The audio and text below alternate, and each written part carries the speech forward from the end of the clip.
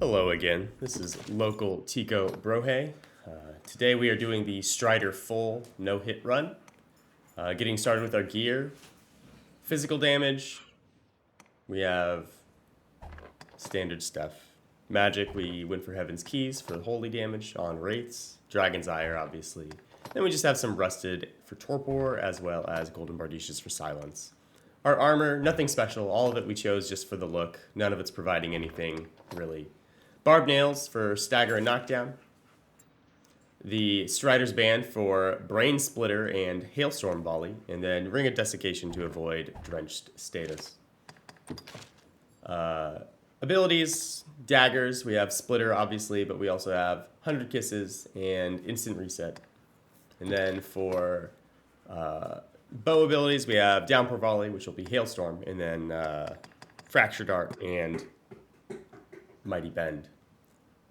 Eminence is in our Augments this time because when we jump with Splitter, it does a crazy amount of damage. Everything else is fairly standard for just a physical build. We could have swapped out Vehemence for Opportunism, and it would have given us a slight edge on Daemon. Or we could have swapped it out for Acuity, which would have given us a bit of an edge on Living Armor. Neither case really helps us a huge amount, so we kind of opted to keep the standard Vehemence.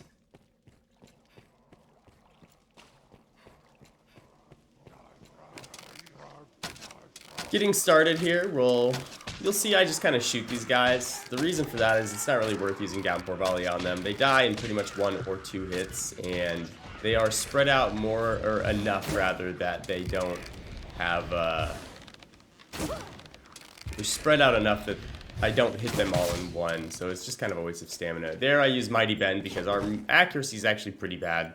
So Mighty Bend has a little bit better accuracy. So we just do that so we can get the one shot off. Here you'll see I'm going to hug this wall off to the left. The reason for that is I want to kill the Chimera and hopefully all of the goblins as well before Garm spawn. If I walk along the ledge where I'm standing, Garm will spawn more likely than not. However, if I walk back into the center of the balcony, like the main walkway area, Garm usually won't spawn until I get back to the lip, which is convenient because we can get Garm to spawn without seeing us. If I have them spawn while I'm walking on this ledge, oftentimes the closest Garm notices us right away. This way we can kind of get the drop on Garm, and it's not really a hardship for us to kill them either. So you'll see I'll return back to the center of the walkway, walk along, and then I'll see if I can get Garm to spawn. I would prefer for Garm to spawn while I'm up here rather than on the ground, if I can. If not, it's not the worst thing in the world. We just have to torpor them instead of just deal damage. You saw I got close to the lip, so they spawned.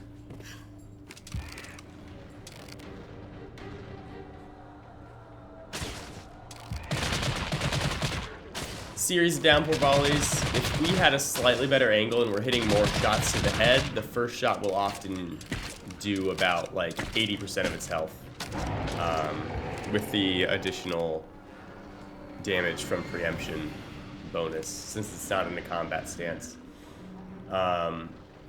In this case we didn't have that, but we still do plenty of damage. It only takes 3.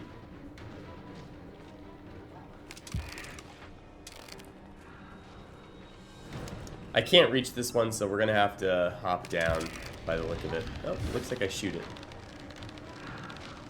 Nope. I'm not sure what my character's doing, or what I chose to do. I guess I shot it. So this is a cool trick with Garm. In areas that have this configuration, if you stand on like the far back corner over here, a lot of times Garm will do that. They'll constantly jump over the edge there and cycle. What's convenient about that is you can just have your downpour volley aiming right there for wherever they're going to be. And then just wait until you see them like that, and then you can just drop a downpour. You can drop a second one as well, because usually they'll get caught in it. That one actually ran away quickly. Usually what will happen is they will spin around.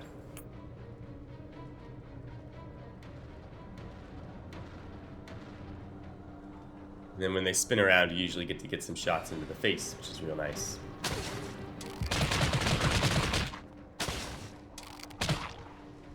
Yeah, like there he spun around, but he stepped out first. If he had just spun around while standing there, the second downpour volley would have all pretty much gone to him. But this is how I deal with Garm. A good amount, just because it is the safe strategy. It isn't fun. Let me be real. It's not a fun strategy. But on a no-hit run, it's very effective. And it doesn't take that much time. Sometimes you'll see, though, they'll lose interest in you, and then they'll start chewing on corpses. If that happens, you need to go find them. A lot of times they'll just be in the room that we entered the balcony from, so that makes it nice. Here, we're just going to clean up the last couple of goblins and call it.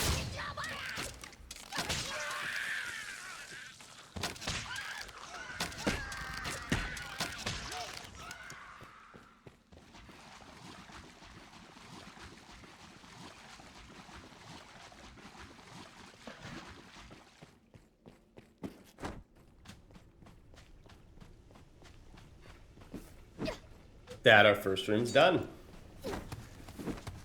Second room, Duskmoon Tower. Not the scariest room, but it does have some moments. If we have the Fire Drake, we have 5 Hellhounds to worry about before killing the Drake. If we get the Thunder Wyvern, we have 2 Gargoyles to worry about. Gargoyles are more likely to hit me simply because they are coming at me from odd angles because they fly. Hellhound's less likely to hit me, but there's more opportunities because there's 5 of them. I don't really care which one I get. I feel like Gargoyles is probably a little bit faster than Hellhounds, but we'll see. And we have the Gargoyles. You'll see the first thing I do is I'm going to hop this direction and go over to this room. The reason for that is it makes a single entry point for the Gargoyles to reach me from. Well, wasn't that tense? I forgot that happened in this run. This was the last run of the day yesterday. Today is August 10th, so the 9th of August, 2022 is the day we actually recorded this. And I forgot that was the run where we had the silly drop there. I know there is a second Gargoyle. I'm going to downpour volley for 2 reasons. 1, it almost always knocks the dragon down, and 2, if the Gargoyle is flying in, it will often catch him. Now here, if I'm lucky, the Gargoyle will remain stuck on that corner and I can kill it with a downpour volley. In this case, I did not, but that's okay. We'll just hit it that way. I do not count that explosion as a hit, mostly because it doesn't hit me in any way. I destroyed the case. If, like, someone had thrown that or they had destroyed it, different story perhaps, but in this case, that was all me, baby. At any rate, Gargoyles are dead. The only thing remaining in the room is the Thunder Wyvern, so we're going to get started on piecing them up. Mighty Bend works really nicely, obviously. The thing that's nice about Mighty Bend, it's really easy to aim. We can use Hailstorm Volley and it deals good damage. We can use Fracture Dart and it deals great damage. The reality is we miss a lot of those shots. Here, Mighty Bend is probably about, I don't know, maybe 60-70% of a health bar per shot. Whereas Fracture Dart would probably do like 2 health bars, maybe 2.5 health bars per shot. The likelihood that I miss is pretty notable because I have to land them on the heart for that to happen. And aiming it is kind of awkward. You can be fairly consistent, and I'm usually pretty close to the mark, but because the heart is the precise point we need to hit, it becomes difficult. So we just use Mighty Bend on this guy. If we had the Fire Drake, we would use Fracture Dart just because it does considerably more damage than anything does. But because this is the Thunder Wyvern and Mighty Bend does do good damage against Thunder Wyverns, and it's a really easy shot, we'll just take it. I mean, hell, as you see, even our basic arrows are doing pretty good damage, so we're happy.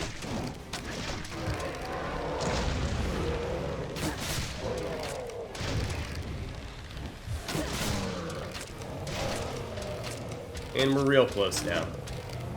We don't even need to use the Mighty Bend to finish it. We can just use regular arrows. Assuming I land the shots. like that. Now, as I said at the beginning of this video, we are doing the full run, which means we'll go into the Ward of Regret, the Midnight Helix, and then later the Pilgrim's Gauntlet, instead of what I would consider the critical path, where we skip those rooms because they are not necessary to get to the end of the dungeon. If you've been watching my other videos, you'll know that I usually do a critical path run as well as a full run. We decided to just do the full run. Putting out 2 videos didn't really... it didn't add that much. I like 2 videos because it gives you guys the opportunities to see more than one room configuration. Each room, aside from the boss arenas and the Spartan Scant Mercy, have 2 potential configurations they can have. I don't hear ghosts, so I know we have the skeletons. But anyway, doing 2 runs each time allows me to have the opportunity to have both room configurations visible. Obviously, that doesn't necessarily always happen, and often we'll get the same configuration for some of the rooms, but it gives us the opportunity to have 2 different runs. Having one run obviously eliminates that a little bit, but I think having 2 runs, because these runs are so long, they didn't really make it interesting for you guys to watch. If they were quicker runs, having 2 separate ones isn't a big deal, because you can see the different things and you can see them kind of quickly. But the fact of the matter is, this run is about 2.5 hours. I'm going to be splitting it into 2 about hour and 10-minute long videos, something like that. Just because it splits nicely there. But if I had a 2.5 hour run-ish, and then I had a separate run again, that would probably be close to about an hour 45. Like, that's, you know, it's a lot of video just for one vocation that isn't necessarily doing something different. It just might have a couple different rooms here and there. It was just a lot of footage to do nothing additional with it, I guess. And I asked you guys last time, and some of you said you only cared for one run, so that's what we're doing. We might choose to do some different runs for different vocations in the future, but as of right now, we're just gonna do the one for the no hits. When I say different runs for different vocations, I mean, like, we could always do like Daggers only Strider, or Bow only Strider, or Shield only Mystic Knight, things like that. Then we'll see like additional runs for different vocations, but as of right now, we're just gonna focus on what our individual run here is going to show. If you like that, please let me know in the comments. If you prefer both runs, let me know that as well. And we can always do that in the future. But I think this full run's the better video of the 2, and I definitely see your guys' point on doing that. So there, I was on the ledge there, because if I'm on that ledge, those poisoned undead do not move when I shoot them, and I remain getting them with preemption bonus damage, because they can't reach me. We're using Dragon's Ire just because they're weaker to fire than physical. It deals plenty of damage, as you can see. If I had gotten down and they did get close to me, and I lose preemption bonus damage, then what ends up happening is it takes, instead of 2 downpour volleys, or Hailstorm in this case, to kill them with preemption damage, it ends up taking closer to like 5. Which is just stamina waste, right?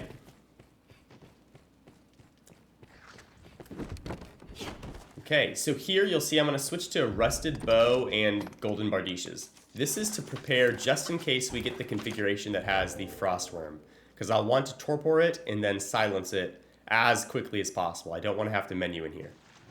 I can tell I got that configuration because I just heard the dragon roar. The alternative configuration has a prisoner door cyclops that's no longer chained. And when that happens, we're pretty safe regardless. So I have plenty of time to switch to whatever I want if we get that. So there you saw I did 2 things. 1, I switched to my big physical damage bow. 2, I got rid of the splitter for fracture drop. The reason for that, or not fracture drop, for barb nails. The reason I want double barb nails here is because my goal is to knock it down, like this. Like here I knocked it down, it's torpored, so it's taking a long time. Here I'm going to switch back to the splitter ring, because it's good, and then I'm going to put on my physical damage daggers, the Framae Blades, and we'll splitter this guy in the heart, because it does our best damage. When he is knocked down, we do not take damage from the heart, the aura damage from the heart. If he was still standing, we can take tick damage from being too close to the heart, and that's why we don't just walk up and splitter. On a casual run, that's 100% what I would do, because I don't care about losing a couple hit points because I took some tick damage from frost. Or even fire with the fire drake, or thunder with the thunder wyvern, although the thunder is a little bit awkward because they're on its back. But still, I don't care about those. Here I'm trying to get a Strigoi to spawn in. It only spawns in as you're climbing up there. I run back in here and onto that corner specifically because I know he'll get caught here. And I can use Downpour Volley to kill it. But anyway, as I said before, our goal was to knock that dragon down so that we can get splitters off without taking that aura damage so that we can remain no hit, but also kill it. If it stands up and we haven't killed it, we run into trouble. Here we have the Cursed Dragon spawn. Cursed Dragons are the only dragon I don't really mind killing in melee on a no-hit run. The reason for that is simply because they don't have like an aura from their heart. Like this guy, we're wailing on the crystal right, it didn't do anything to us. That was a bit scary. Sometimes you can get hit on both sides of that move. I'm very fortunate that I did not. Just happened to dodge correctly. Here I take a little bit of a risk. So if I stagger him like that, I know if I get another stagger off while he's in that position, he'll fall to the ground. Like that. I was being a little bit risky in a sense because I did not respect the fact that I failed to get the stagger off on the second splitter, and I tried for a third one, which in every case ended up resetting his stagger, and he would go up on one hand again.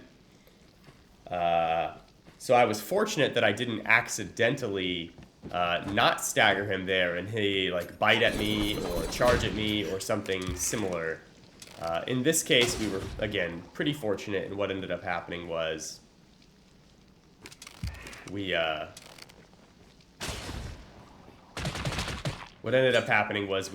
got the stagger off after like 4 or 5 attempts, and then we were able to kill him. Here, I'm trying to do the same strategy as the first time. This specific Strigoi is kind of awkward, though, because if you get down here too quickly and into the cage, it will despawn. So, and that is what happened here. Unfortunately, I can't really tell until I stand out there, which puts me at risk, obviously. So I need to get it to respawn. I don't like that. This is actually one of the most stressful rooms of the run. I think this room, this configuration specifically with the Strigoi, is probably the most stressful outside of the Sparyard of Scant Mercy for me. In my opinion, this run gets easier as it goes. There's only a couple outlier rooms later in the run that are actually concerning about getting hit. The Sparyard of Scant Mercy being the biggest, obviously. But other than that, like, it's pretty safe. If you catch a Strigoi in a downpour or a hailstorm volley the whole way, and it falls, or you know, it stays in it the whole time, you can actually get a insta-kill with your downpour volley, or hailstorm volley, rather, if it stays in it. The problem is, it's very hard to land on the Strigoi because they fly around. There we got lucky. He kind of idled near us and close enough to splitter, so we got him.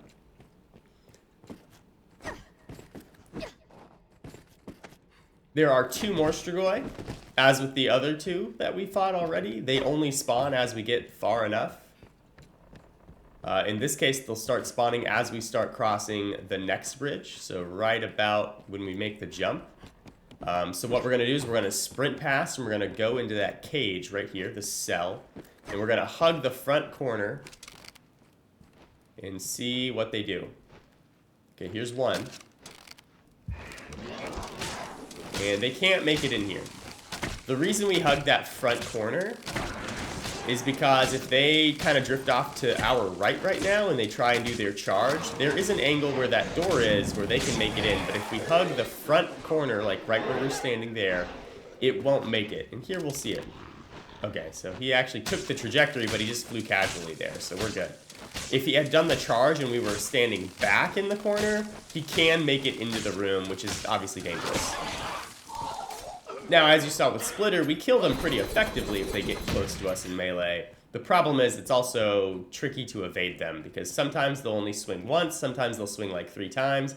We don't really have room to deal with that in that little cell.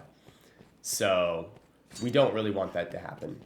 In this case, we succeed and we complete pretty much the earliest run killer that the run can have.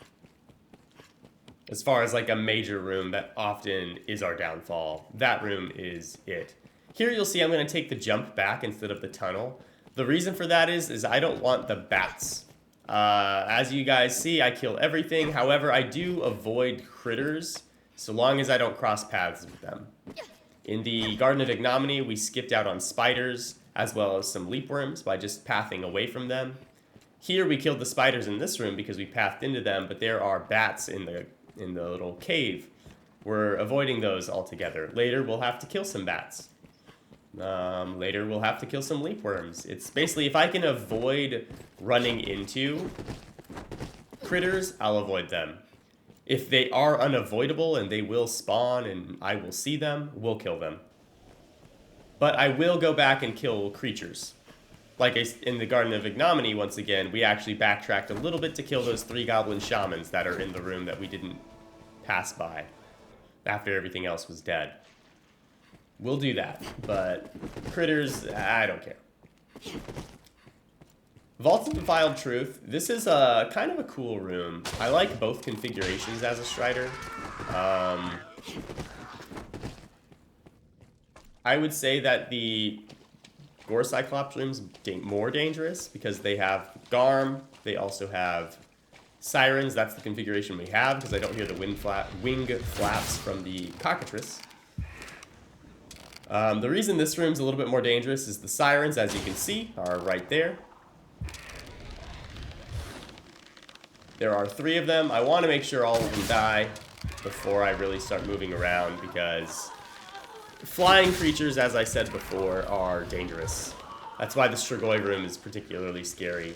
The Frost Dragon itself is scary in of its own right, but the Strigoi are actually more likely to hit me than the Frost Dragon was in the Midnight Helix.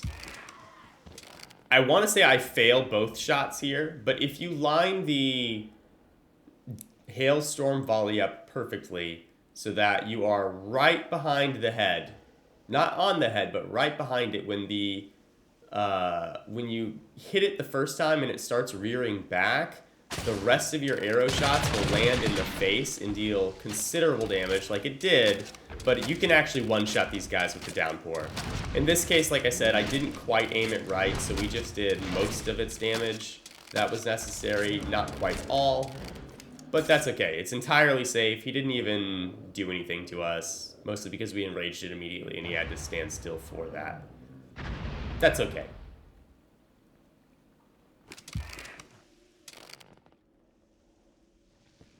We get a second attempt in. Again, I'm pretty sure we fail both of them. That one was better, as you can see. We only have half a health bar-ish, maybe 60% remaining after that.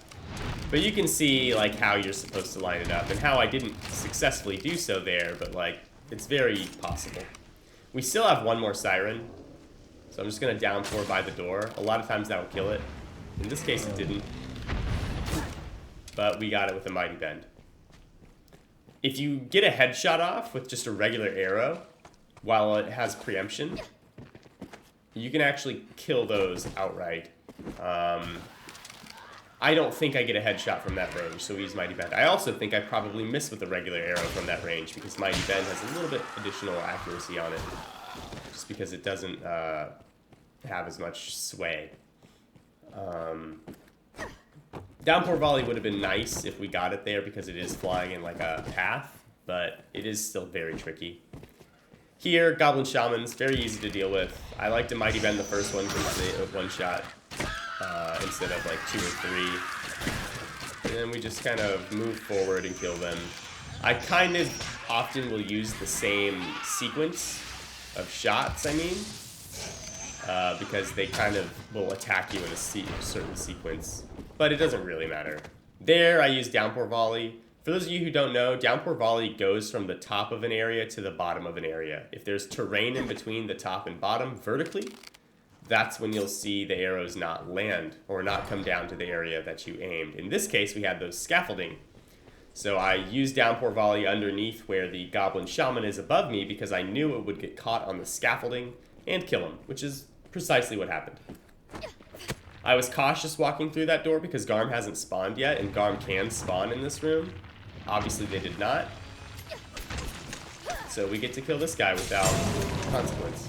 Unfortunately, he froze immediately, which is not what I want. I want to at least get his foot done first. In this case, I'm actually very frustrated that he did freeze on the first one, but I find out right here that I can shoot his foot anyway. So now I don't care. This is actually great. This is probably the best situation we could have had, but again, I didn't know that until after. Initially, during the run, I was very upset that we got that stun, because I did not want it. We still have Garm, as I said. So when we walk through this door, we're going to be cautious, because I know for a fact that if they spawn in, I don't want to fight all of them out here. I'm going to want to backtrack. There they are. I didn't sprint right away because sometimes you can get in here without them noticing. And if you sprint, things notice you a little bit easier. In this case, obviously they noticed me immediately, so I started sprinting anyway because it's like at that point there's nothing to lose, right? Just like in the other room, this configuration has the same setup where there's that ledge that they'll often fall down. Sometimes they'll follow along the balcony, but they usually get caught up by the column, so if they do that, you'll see them before they can really hit you. As you saw, I just switched to my Rusted Daggers. That's if one of them approaches me, I can use my Rusted Daggers to torpor them. So long as I dodge their first attack, I can get a torpor off in a single brain splitter. And then once that's accomplished, I can switch daggers to the Framae Blades and go from there. In this case, we've already killed one of the 3 Garm, but we need to get these guys moving. I can't really reach them with Hailstorm Volley, and I can't aim down enough for Mighty Bend or just a regular arrow to get them moving. So we use the trajectory system for Fractured Art to just poke them. I don't really need to do damage with Fractured Art, it's really just to get them moving. I want this pattern right here that we had before where they constantly jump into this spot. Just because it's valuable, especially if they're going to be synced up like that where I can hit both of them with a single downpour. That's absolutely ideal. This guy getting caught on the tree is also absolutely ideal. The other one's caught on the column. I don't know why they're just so bad right now, but I'm going to take advantage of it. And in this case, we kill both of them very quickly. If they didn't get caught there, we would have done the exact same thing we did in the first room, the Garden of Ignominy, and that is like have them just cycle in circles until we kill them all.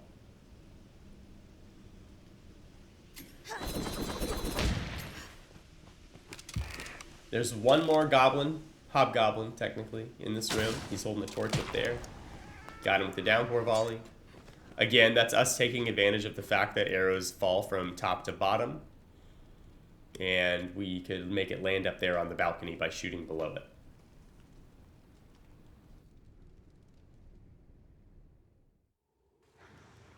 Gutter of Misery. Undead didn't spawn right in front of me, so I know I have the Saurian configuration. I should swap to the Dragon's Ire here because these are Sulfur Saurian and they are considerably weaker to fire than they are to physical. And despite not having very high magic stat, the fire damage is so good that it's absolutely worth the swap. It may not look it because I'm using Mighty Bend. Sorry, it may not look because I'm using Mighty Bend, and Mighty Bend is going to scale up based off of the physical stat, not the, or the strength stat rather, not the magic stat. But the additional fire damage really is valuable. If we had the Saurian configuration of the Garden of Ignominy, we also get Sulfur Saurian there, and you'll see that like I two-shot when I use Downpour Volley on the giant Sulfur Saurian, like only 2 of the arrows really have to hit for Dragon's Ire to kill them, whereas with Darkening Storm, I have to make sure like a handful of them hit, and most of them need to really hit the head too. In this case, you know, like I said, it's pretty easy. We use Mighty Bend in this area because we can't really aim down with Downpour Volley. So the Sulfur Saurian configuration is actually the one we want. The reason for that is not because of the area up there, but down here in the actual sewer portion of the gutter, we will have Greater Goblins as well as Eliminators. If we had the Undead configuration, what we have in this area is Corrupted Pawns. Now, Corrupted Pawns aren't really that scary in and of themselves. The problem is there are a handful of ranged ones that will spawn here. That was weird. But there are a handful of ranged ones that will spawn in here, and the ranged ones will, they can get us pretty good. So there, if you saw, all of my arrows kind of disappeared on that Hailstorm Volley. It's because the floor above us, in the room above us, exists. So they were landing in the room with that Saurian.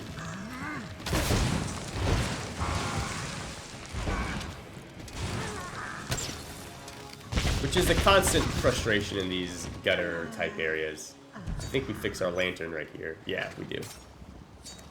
If you are on PC, you can press the 1 through, I think, 5 keys. It might just be 1 through 4 keys to make curatives, health and stamina curatives, as well as your lantern on a inventory slot. Here, the only item I ever put on it is the lantern, which is 1. You can also do it on console as well. I don't remember what the key binding is. You have to like hold both bumpers and then press like the input keys on the right, but I genuinely don't remember. It'll tell you when you pull up the menu though. When you pull up your inventory and you're hovering over like a lantern or something, it'll tell you like, oh, you can shortcut it. Unfortunately, that goblin was still alive. It kind of ruined our setup. What I wanted to do was Mighty Bend the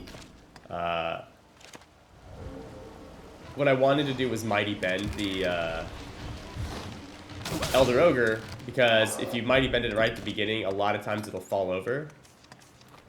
And you can just use Downpour Volleys and take it to the point where by the time it stands up, it will enrage, and it gives you plenty of time to get another Hailstorm Volley off to kill it. In this case, that didn't happen. That's okay.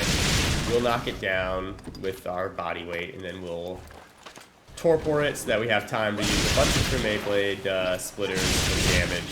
Once it's under 4 health bars, like it did on our second splitter, once it's under 4 health bars, it will start enraging, which is good for us while it's torpored, because enraging, the transition takes like, I don't know, probably like 2.5, 3 seconds to complete. When it's torpored, it's going to be twice that, right? So it gives us a very large amount of time to pretty much do whatever we want. In this case, kill. Here, we're going to wait for our stamina to come back. The way we kill Gazer is by using a bunch of splitters on the tentacles. We want to shear off enough tentacles, or kill enough tentacles that are on the ground in order for the... we want to kill a bunch of tentacles so that he tries to use the large tentacle underneath us to hit us with the bottom to the top move, whatever. I don't know what it's called. The big puncturing giant tentacle that he uses. And we'll just position that under his eye when the time is right. As a Strider, it's very easy for us to get down to the ground because we can just split her off the edge and make it to the ground very quickly. So this is actually a very quick fight. But we do want to have pretty high stamina just because if we run out of stamina, we're going to have a hard time. We don't want that, so we're just going to wait a few moments.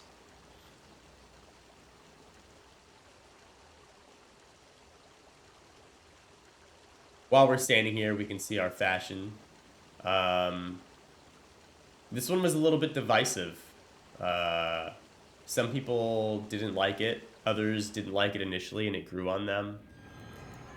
This is not a fashion I would normally use. But I didn't want to do a copy of what we did with Ranger or something too similar because we just did it last time. So I want to do something new. I don't know, let me know what you guys think. Fashion's important, right? I think it's fun. There I use instant reset. There again I use instant reset. I don't really need to do that unless I have a bunch of tentacles active at the same time and I'm trying to kill all of them quickly.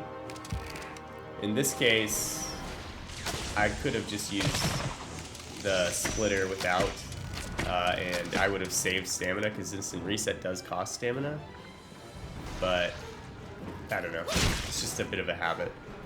What's funny is, like, the one time I should have probably used instant reset after splitter, I didn't, so that's, you know, a little goofy. Okay, so he did his gaze, so I know the next thing he's gonna do is the big tentacle. Or typically that's the case. Sometimes he might spawn one more. Nope, big tentacle time.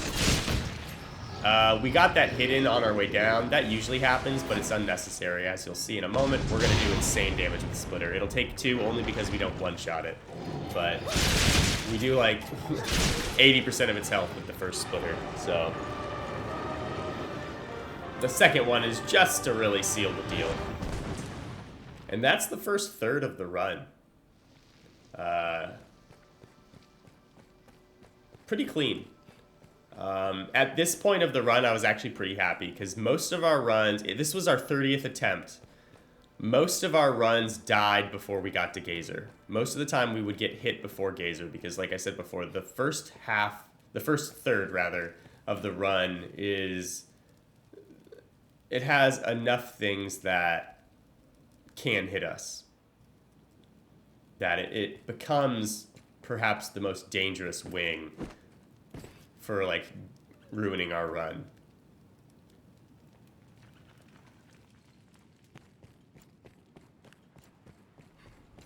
Fortunately, we made it through. The next dangerous room is actually the next one, the Fortress of Remembrance. Is stressful if we have the Ghost/Strigoi version, which I believe we get.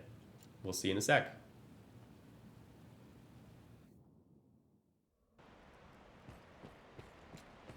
Yep. The reason this is stressful is I don't kill Strigoi from range very well. In fact, I kill them very poorly from range.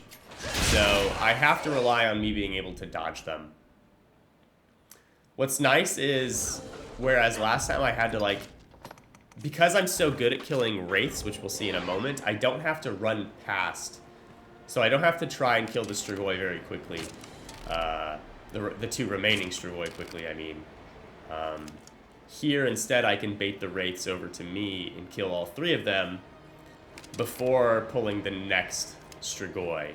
And the reason that's good is because I'll be able to kill one Strigoi instantly, the second one not so much, so I'll have to dodge the Strigoi. If the Strigoi is something I have to dodge at the same time as wraiths, I'm going to likely get hit. But here, I can kind of bait the wraiths out a little bit, and then after baiting them out, we can, you know, we can kill all 3 in short order. That one falls down, which is convenient. That one falls through, which is also convenient. You'll see an XP drop here in a moment. I don't know if you guys saw that one briefly all the way down there. There's the XP drop. It died. So that was convenient. We didn't need that to happen, mind you. We could have very easily just killed them with splitters. It's a one-shot. With brain splitters specifically, it's a one-shot. It's not with other forms of splitter. Here I need to switch to the Framae Blades before he gets here, just because we don't kill him with the Heaven's Keys very effectively. Well, I don't know. We might. I haven't tried. That hesitation is simply because I am probably talking to chat. I do stream these runs live over at Twitch TV or twitch.tv/localticobrohe. It's spelled the same way. You should check us out. We have a lot of fun. If you're new to the game, we'll be more than happy to answer questions. I know a lot of people are coming to the game for the first time after our announcements. A lot of people are returning to the game. I stream every weekday. I stream Dragon's Dogma 4 out of 5 of those days. Here someone was asking, speaking of someone in chat, here a new player was asking about whether they needed to play all of those levels of Sorcerer in order to be an effective Magic Archer, and they didn't want to. And that was me explaining, no. There is no need to actually min-max in this game, not for damage stats at least. If you want stamina thresholds, things like that, sure, but it's not necessary. If you want to, that's a different story. Do it because you want to and that it's fun. Don't do it because you think you have to. It's just simply unnecessary. This character was leveled 200 levels of Strider. When we did our no-hit run with Magic Archer, which was pretty effective, we leveled 190 levels as Magic Archer. So you don't really need to min-max anything in this game. It's not required in order for you to complete content. Here we're going to have 3 Corrupted Pawns. If we perfectly place our Hailstorm Volley, we can kill all 3. It's a little bit tricky, because you can't see very well whether you're hitting all 3. In that case, we got it. Usually one of them survives, and I just have to shoot him down. So long as I kill the 2 ranged ones, I don't actually care. As I said before, this is the full run, so we will go into the Pilgrim's Gauntlet over here. In this case, we got very fortunate, and we got the nice configuration. Neither configuration really scares me as far as getting hit goes, but this one's just easier. It's less stressful. The stress of the other room is actually that it has Hellhounds in this room. This one's going to have Banshees. I'm going to walk around this fire because I can get a better angle on the Pyrosaurian. I want to kill the Pyrosaurian before the Banshee. The Banshee can't really do anything to me, because it'll never get close enough. It also dies way more effectively. But I want to kill the Pyrosaurian first, because the Pyrosaurian are much more resilient. They also will come towards me, spit fire, do all kinds of fun things. I don't want that. And you'll see the same theme in the next few. But yeah, in this room, instead of Banshees, we'd have Hellhounds. And then down below in the courtyard, what we would have after that would be a Fire Drake, as well as Wraiths. While the Wraiths are typically kind of scary, they're actually pretty easy to deal with. As you saw before, we do one-shot them. If we're allowed to hit them, we one-shot them at least. Last time we kind of missed because we had to give up because one of them started dashing at us and we had to instant reset, dodge away. But if we're allowed to get a splitter off, we kill them in one shot. There are like 5 of them in this room, but it's ultimately just a very slow room. The way we have to deal with the Wraiths is very cautious, but it's often very safe. I don't think I lost a run to the Wraiths in this room on Strider. We did on Ranger a couple times, but on Strider, I don't believe we did. This is me talking about, again, min-maxing to the same guy.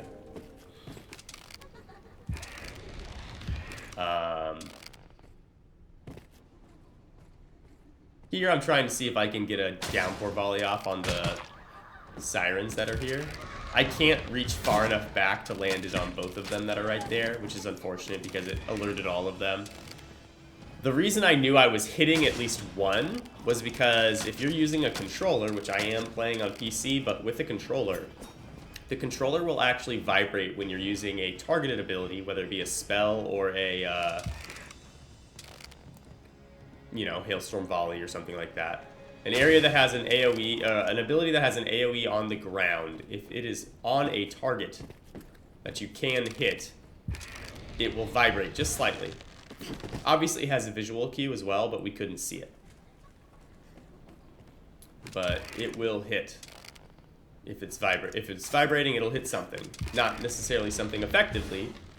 For instance, in the Tower of Treasons Repaid, it'll vibrate if I'm targeting the metal golem, even though shooting the metal golem does absolutely nothing.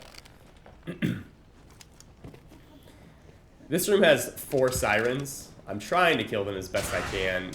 Obviously, because I had a bad opener, because I was trying to test something out.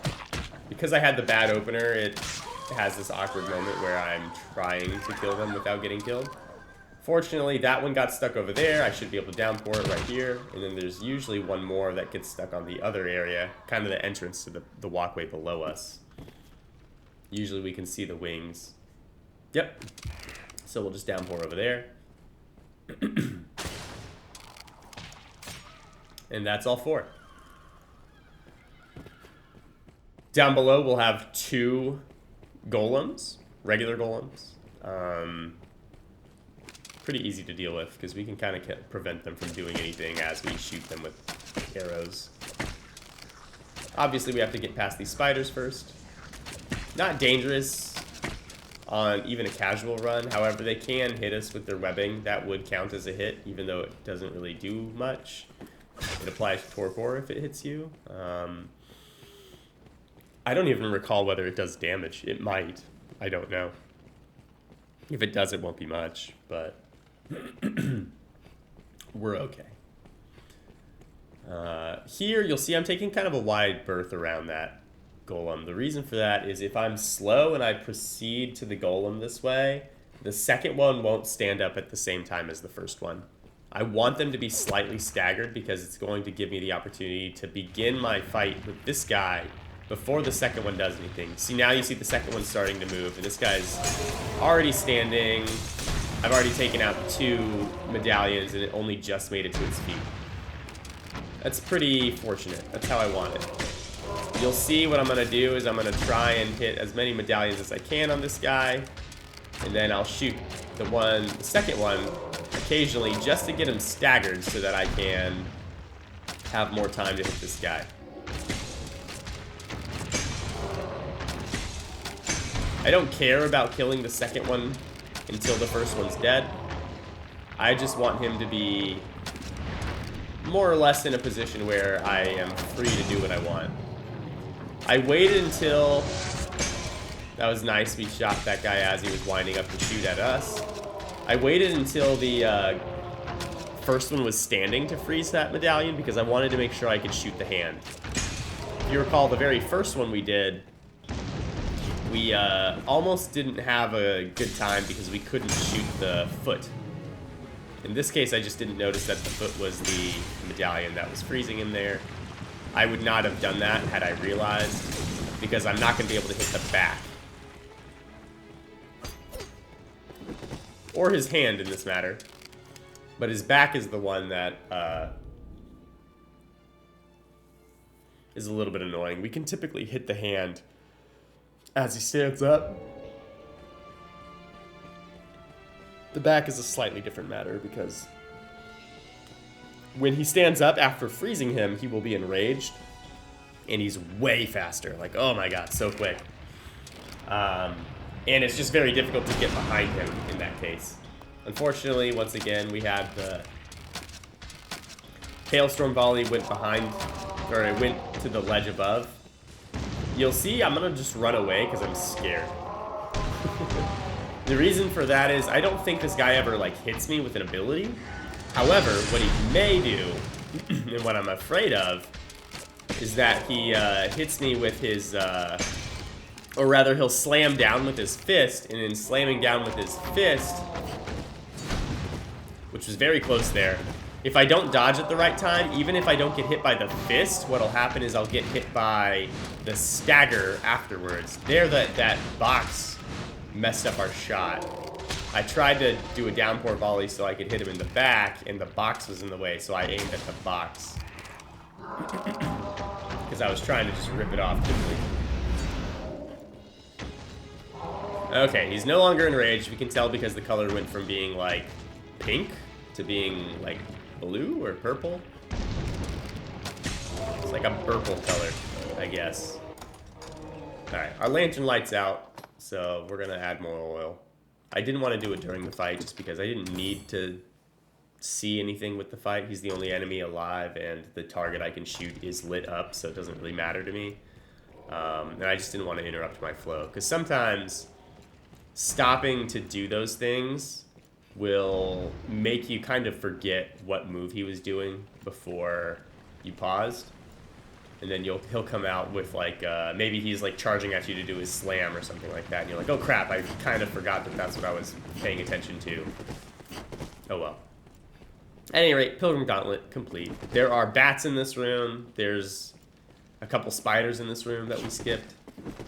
Again, I don't really care about the critters. If I can path away from them, I won't kill them. If I path into them and they are aware of me, I'll kill them. But outside of that, I don't care.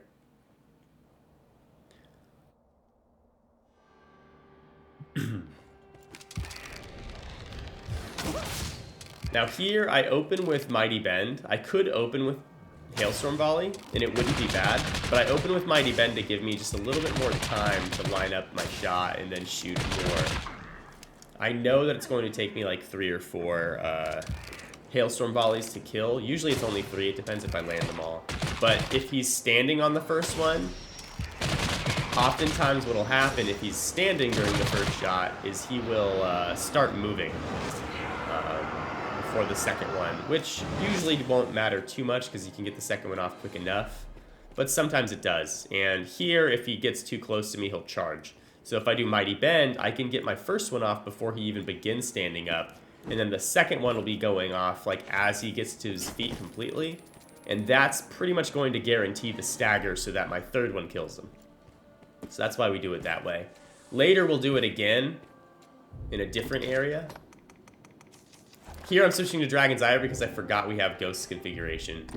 Really, I needed to switch to Heaven's Keys. The reason I switched to Dragon's Ire is because I was expecting Poisoned Undead here, but instead, we don't have that, so I get to kill these wraiths. Here's a good demonstration of why Brain Splitter's super good with Heaven's Keys. We can one-shot wraiths, just like that. That's why we weren't super scared about them earlier. We're only scared if multiple dash at us in the same place. So the beginning of the Ward of Regret, if we get the Ghost configuration, is a little bit scary. We can deal with it, but it's a little bit scary. Because it's difficult to isolate them on their first dashes. Oftentimes one will dash, and then like another one will dash through a wall, and you dodge into the second one, because you can't see it. But in this case, they all were able to separate out, and we did just one shot. Just like that. Now, this configuration is a little bit odd. We're going to have 2 eliminators down below, and we're going to have 2 eliminators down below. We're going to have wraiths, poisoned undead.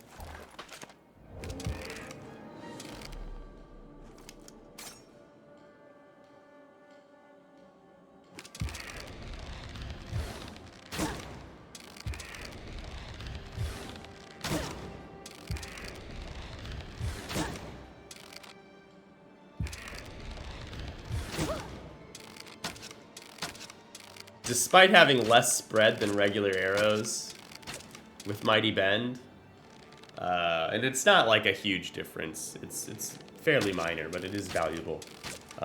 We still were not able to shoot that guy for a bit. Like, that's how bad our accuracy is without some of the augments.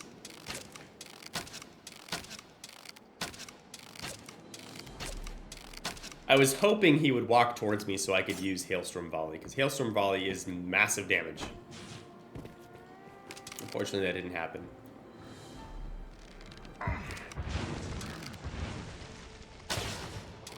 Fortunately, my brain wasn't turned on quick enough for me to think about the fact that I was trying to Hailstorm Volley this guy. So I kind of waited too long and didn't get the shot off in at all. Here I see the ghosts coming, so what I'm going to try and do is lure them. The ghosts can dash up here. What's cool about them dashing up here is that they actually won't dash up. Usually they can, but usually they won't dash up. But instead what they'll do is they'll dash at ground level, and then when they reappear, they will be up top. And that's exactly what happens right here. Both of them show up right here. I just wait. And then I splitter both of them. Both ghosts are dead. I never was really in any way close to them. That leap worm scares the bejesus out of me.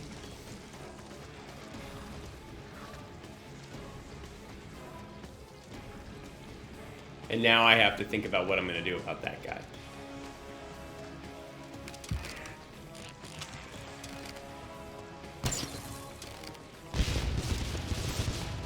Unfortunately, we don't have a very good angle here, so we can't really Fractured Art particularly effectively.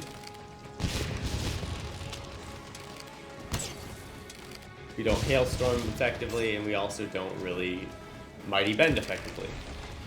Unless they step out a lot.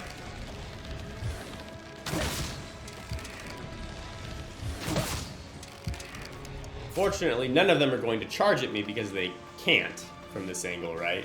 So I don't really have a setup that's going to let me stagger them and knock them back very well. Is it possible? Absolutely. But is it likely? Not so much.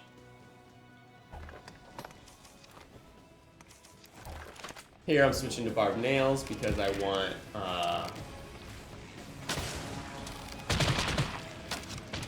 to try and Mighty Bend them with big staggers to see if I can launch them over the edge. Unfortunately, because we kill enough things, death spawns. And I'm trying to think of what I'm going to do. And the really only course of action I see is running through here. Going up to a space that I can actually engage. Corrupted Pawn spawns somewhere. I genuinely don't know where that Corrupted Pawn spawns in. Or this ghost, for that matter. Because I don't recall ever seeing that happen before.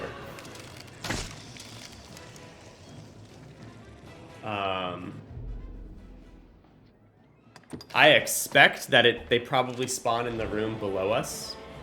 And it just is... That room has a really bad track record with spawning things appropriately.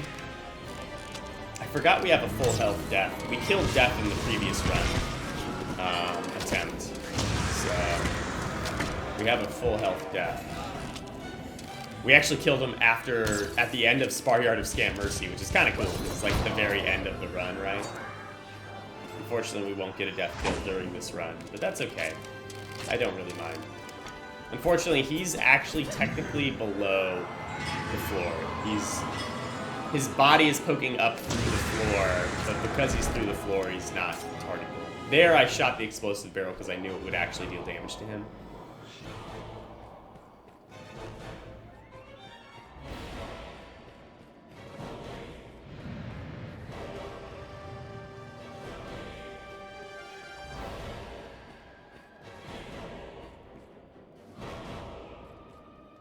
Alright, now Death is on the same level as I am, which is ideal. That's what I want.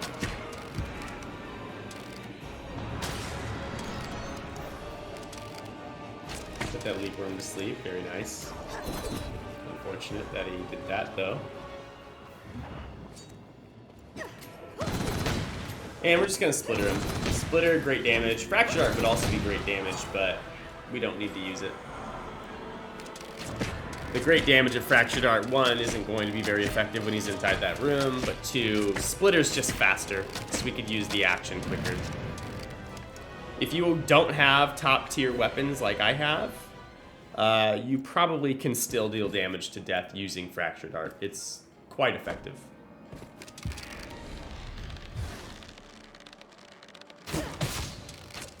Alright, here these guys kind of reset a little bit. They're actually further back than they start. But that's good for me because that means I get another opportunity to use Hailstorm. And I probably should have used it earlier than that, but that's okay. It works out. And now there's only one left. With only one remaining, I'm pretty confident that I can kill this guy on the ground. Not that I was less confident before. I know I can kill the guy, both of them on the ground together, but this way it's pretty much guaranteed that he never gets anywhere close to me. Whereas when there's two, if they choose like alternating times to do their charge, it can become hectic. There's ghosts on the ground, there were leap worms, all kinds of stuff. This way, pretty consistent.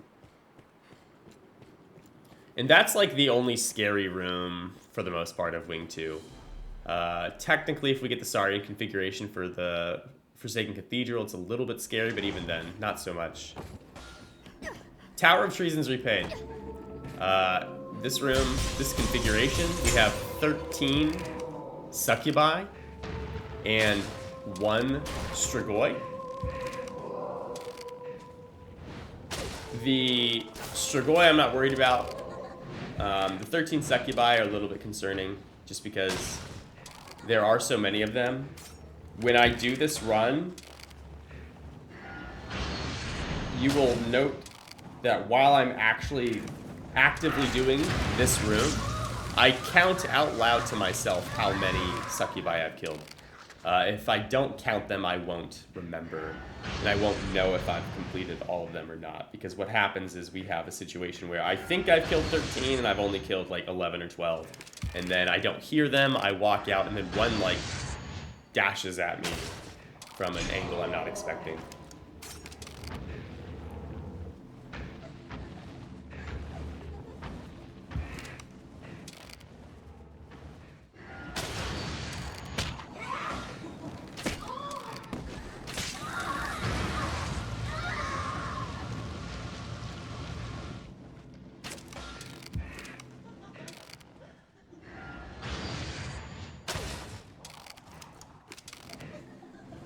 You'll see I'll use a combination of just like shooting at them and using downpour volleys. What's cool about downpour volleys, as I said before, is like you'll get a little vibration when you're targeting something, which is kind of cool. But sometimes you can hit even without getting that vibration. Sometimes the Succubi will kind of drift and fly into a route that puts them in line with an area that you were shooting at before with your Hailstorm volley. And so like you'll just get some kills sometimes, or you'll hit them and get them moving, things like that. It just kind of speeds up the process. I don't need to do it at all. They will all eventually fly to you, usually. You might have to like kind of play with the edge of the cage a little bit, but for the most part they'll come to you eventually. This kind of just speeds it up.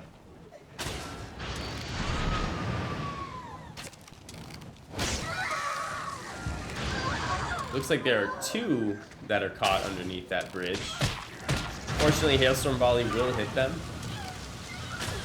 Unfortunately, it didn't kill either of them that first time, but we just got 3 on that second Hailstorm Volley, so that was pretty nice.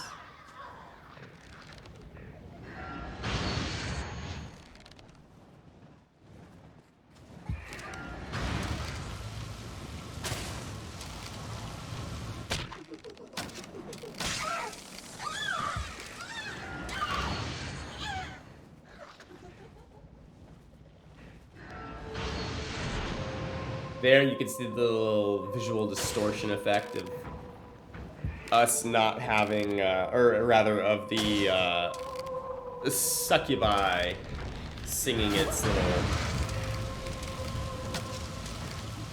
song there. Fortunately, it will not come through terrain to hit us, but it is nerve-wracking.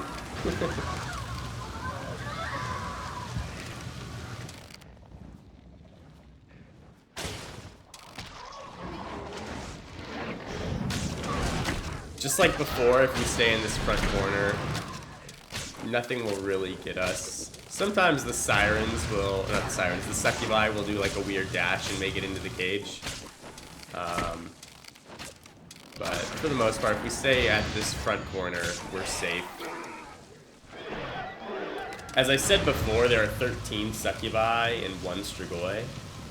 I think at this point we're at like 12 succubi dead or something like that, if I remember correctly from stream.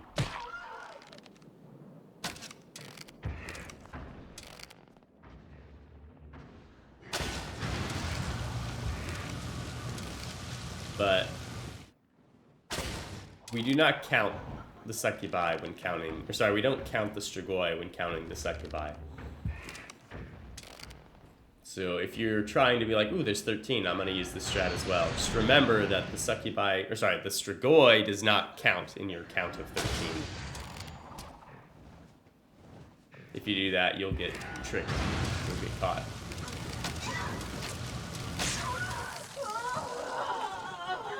And I think that's the last one. But even when it's the last one, we'll still be cautious about moving out. Just because sometimes we miscount, right? And then things will happen where we walk out pretty confident and then like something happens.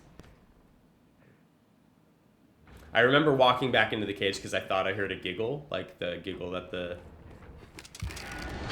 succubi does. Watching the playback now, because I do record the voiceover separately later. Watching the playback now, I definitely did not hear it, so I don't know what I was doing then. Maybe Elizabeth was home at this time. No, I don't think she was. I was gonna say maybe my wife was home and she giggled at something, but I don't know. I'm pretty sure it was just me and the dogs at this point. We hop down, hit the last medallion. I like to shoot the medallion right before it and immediately run in there, because when you break a medallion, it does stagger the metal golem, which is nice. Forsaken Cathedral, you'll see I'll prep a Mighty Bend, just in case we have the, and I should have prepped it a little bit faster than I did, but that's okay. I had to cancel it because I wasn't sure how quickly I'd get the shot off. But I prep a Mighty Bend because if we have Pyrosaurian, I don't deal enough damage to them quickly enough to kill it before it can close the distance on me. So what I do is I Mighty Bend it to knock it backwards, and then I'll just shoot it from there. That way it doesn't approach me. We got, instead, Vile Eyes. This is the configuration I prefer. If we had Pyrosaurian, the next room has Pyrosaurian with an Eliminator, which is kind of a very close and tight space for us not being able to effectively kill Pyrosaurian so fast without getting like a very good Hailstorm volley off. And we also don't really kill Eliminators particularly quickly either without getting multiple Hailstorm volleys off. So it's kind of not an ideal situation. There we just use Mighty Bend for the accuracy. This room obviously for Goblin Shamans and then a Silver Knight. But the reason the Pyrosaurian configuration is not the one we want isn't even for these rooms, it's for the next one. The next segment would have giant Geosaurian as well as Wraiths. And while it's not the scariest Wraith room, it still has the opportunity to hit us just because they do dash, and they're very difficult to keep track of them. There's like 3 or 4 of them. I think it's 4. And it's just difficult to keep track of. This way we're going to have Corrupted Pawns that are mages, and then we have a couple Goblin Shamans. Fortunately, the mage pawns very rarely will attack you with like the staff standard basic attack bolt. So it gives us the opportunity to kind of shoot them without getting at risk. The Goblin Shamans that are down here, there's 2 of them, they will only cast at you so long as you haven't gone down that first set of stairs or like hit them in any way. So that was actually probably one of the worst runs of that room I've done. But again, it still wasn't even very stressful. Here we're going to switch to, well, actually nothing yet. I guess we switched to the rest of it, whatever. But here I sprint through this hall because sometimes the bishop will like wander into this room and it becomes awkward. I don't want him to do that really ever. My goal here is to get as close to this guy before he gets his yell, because I want to kill him as quick as possible. If I kill him as fast as I did, I know I can get a splitter off with the golden Bardiches to silence the bishop before it drops its first pustule, which we do. If the bishop decided to float around a little bit in the air before casting something, then I probably wouldn't have done that there, and I would have just waited out the first pustule. Now that it has already come to pass, I can just use Fracture Darts on this guy. They do insane damage, as you see. We've only hit him twice. 3 times. And most of that third explosion didn't even go off properly. And 4 Fracture Darts. And he's dead. Pretty clean bishop fight, actually. Bishop's my favorite boss. Not that you could tell with how quickly we fight it. Like, it's like, what's to like about a fight that quick, right? But I do like Bishop, especially at lower level. It's a lot of fun to me. Here, as I mentioned before, we'll kill the critters because they're in our path. We can't really avoid them. But after killing these remaining spiders, that'll actually be it for this video. Here we cut it. We're about an hour and change, like an hour, 10 minutes or so in. This is actually about the halfway point for the run. Even though we've killed 2 wings out of 3, this is where it's going to be halfway. When we come back, we'll actually be standing in the same spot, and we'll still have not full stamina. I think we only miss out on like a second and a half of footage because that's how long it takes for me to like stop and then begin a new recording. But I'll see you next time. Thanks for watching.